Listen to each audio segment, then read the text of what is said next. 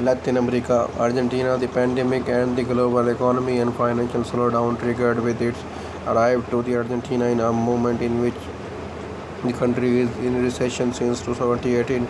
In a debt crisis, the government of the brand new president Alberto Fernandez is at a crucial point and ongoing talks with the creditor in search of the restructuring of the payments of the contract foreigner debt. On 19 March 2020, Argentina declared a nationwide quarantine. Two Brazilian banks predicted the declaration of the economic growth in China's UBS have reviewed its estimation from 6% to 5.4%, while the Itaú state a reduction to 5.8%. The representative of some of the bigger Brazilian companies of the electronics sector, Electros, stated that the current stock for the supply of components is enough for the around 10 to 15 days. The price of the soybean oil and iron ore have been falling. These three goods represent 30%, 24%, 21% of the Brazilian export to the China respectively. Mexico, the National Institute of Statistics Geography said that the unemployment rate in Mexico increased from 3.6% in January 2020 to 3.7% in February 2020. The informal sector increased to the 56.3% in February compared to the 56.0% in February 2019. Fewer than the half of the Mexicans have paid sick leave or health care.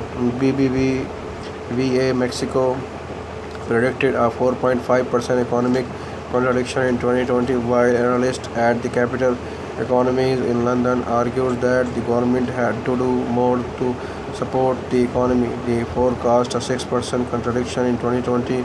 HR Rating Latin America first credit rating agencies said that the performance of the economy would depend on the government's response to the COVID-19 crisis. The Mexican stock exchange fell to a record low on 10 March due to fear of the coronavirus and because of the falling oil prices. The Bank of Mexico stepped in to prop up the value of the peso, which fell 14%. Wood market are seeing fall similar to those of 1987. The Consejo Nacional Empresarial Turístico National Tourism Business Council CNET sent two letters in the March on Alfonso Romo, chief of the staff to the president of Mexico, outlining the importance of the tourism to the economy and asking for government support for the sector. Tourism provides 4 million jobs in Mexico and 93% of the companies have 10 or fewer employees. COVID-19 forced the closure of the 4,000 hotels, 52,400 rooms and 2,000 restaurants, while the airline industry lost MXN $30 billion, 1.3 billion US dollars.